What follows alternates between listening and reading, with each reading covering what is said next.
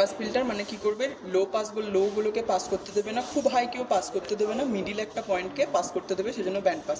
সার্কিটটা বানাচ্ছি আমরা রেজিস্ট্যান্স, একটা ক্যাপাসিটর সিরিজে রেখেছি, আর একটা ক্যাপাসিটর একটা রেজিস্ট্যান্সকে দুটোকে নিয়ে গ্রাউন্ড করেছি। আর এই মিডল পয়েন্ট থেকে আমরা এখান থেকে আর এই পয়েন্টটাতে আউটপুটটাকে কানেক্ট করব, আর এখানে আমরা ইনপুটকে কানেক্ট করবো। দিয়ে এমন পেন এনেছে গো।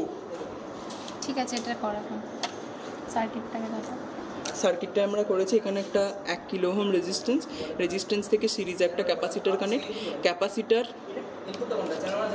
এরপর এই যে পয়েন্টটা আসছে ক্যাপাসিটারের পয়েন্ট, সেখান থেকে একটা ক্যাপাসিটারকে গ্রাউন্ড, এবং সেই সেম পয়েন্ট থেকে একটা রেজিস্ট্যান্সকে গ্রাউন্ড, তার মানে ক্যাপাসিটার রেজিস্ট্যান্সটা প্যারালাল এলো।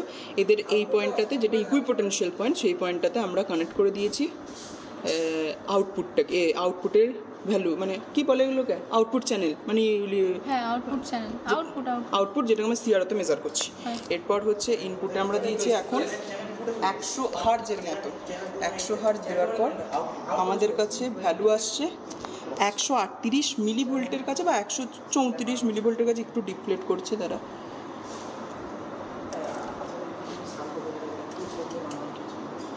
একশো 16 মিলিভোল্ট। আমরা আস্তে আস্তে ভ্যালুটাকে বাড়াই নিয়ে যাচ্ছি, এখন আমরা যাচ্ছি 200-তে।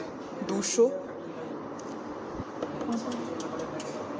ভ্যালু বাড়ছে, 296 বাড়ছে। আমরা এখন ফ্রিকোয়েন্সিতে আছি, মিলিভোল্টেই থাকে এটা, এবং আমরা এখন 500 ফ্রিকোয়েন্সিতে আছি। 700 ফ্রিকোয়েন্সিতে গেছি। 700 ফ্রিকোয়েন্সিতে ভ্যালু আস্তে আস্তে বাড়ছে। এটা হচ্ছে 800, ভ্যালু বাড়লো, পিক টু পিকের ভ্যালু দেখছি আমরা।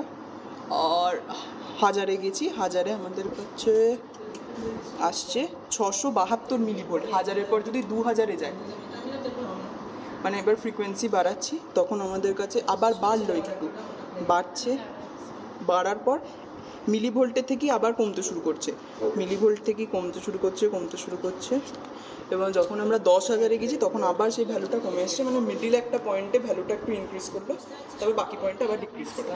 এটা হলো ব্যান্ড পাস।